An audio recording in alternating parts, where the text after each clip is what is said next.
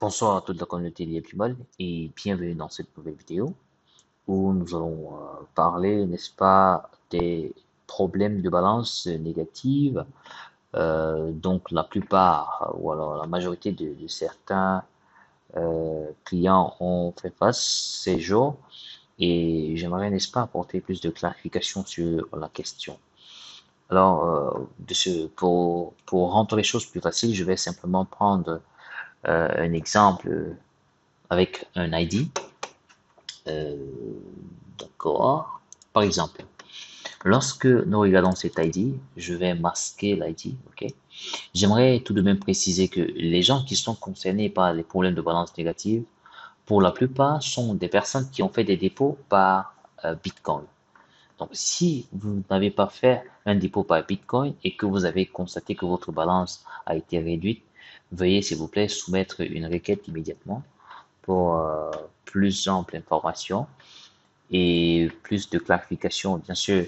Mais si vous avez eu déjà à faire des dépôts par Bitcoin avant la date du jour où votre balance est passée en négatif, je crois que vous êtes concerné également par cette vidéo.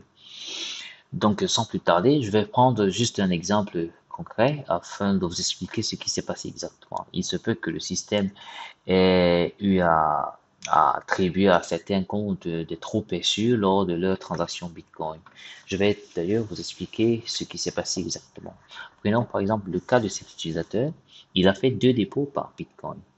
Alors, en principe, il a fait un dépôt de 6 400 $. 6 400 $, si on prélève 10%, je pense qu'on est sensiblement à 646 $ pour les frais. Alors, si nous calculons, déjà on va revenir dessus, 6 400 $ et un autre dépôt de 110 $. Et les frais s'élèvent à 11,11 dollars. Et maintenant, lorsque nous rentrons dans le compte de cet utilisateur, on constate qu'il a acheté un, 2, 3, 4, 5 packs, dont on compte deux packs de 100 $, un pack de 200 $, un pack de 400 $ et un pack de 6400. Si nous faisons le total, voilà, calculons ensemble, 100 plus 200 plus 400 plus 6400 plus 100. On est à pratiquement 7200. Mais comment vous expliquer qu'une personne qui ait fait des dépôts au montant total de 6510 se retrouve avec un investissement de près de 7200 $? Vous voyez qu'il y a eu un trop perçu quelque part. Et lorsque nous avons corrigé le petit bug, il se peut que le système ait commencé à récupérer son trop perçu. Alors, qu'est-ce qui s'est passé exactement? Vous voyez, pour chaque dépôt, en principe, le système doit prélever les frais. Et il se peut que le système, au lieu de prélever les frais, a plutôt rajouté ces frais au montant du dépôt. Je vous explique. Ça veut dire que au lieu que le système prélève les, comme vous pouvez voir, les frais c'est 646.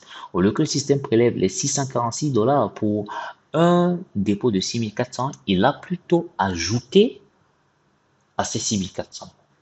Ça veut dire que si nous faisons le calcul, 6400 plus 646,4 plus il a fait le dépôt de 110, donc on va ajouter 110 plus et 11,11 pour les frais, donc 11,11 plus.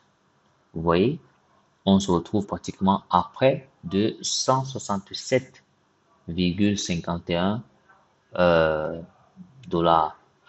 Et il se peut que ce soit l'approximation qui à 7200 $.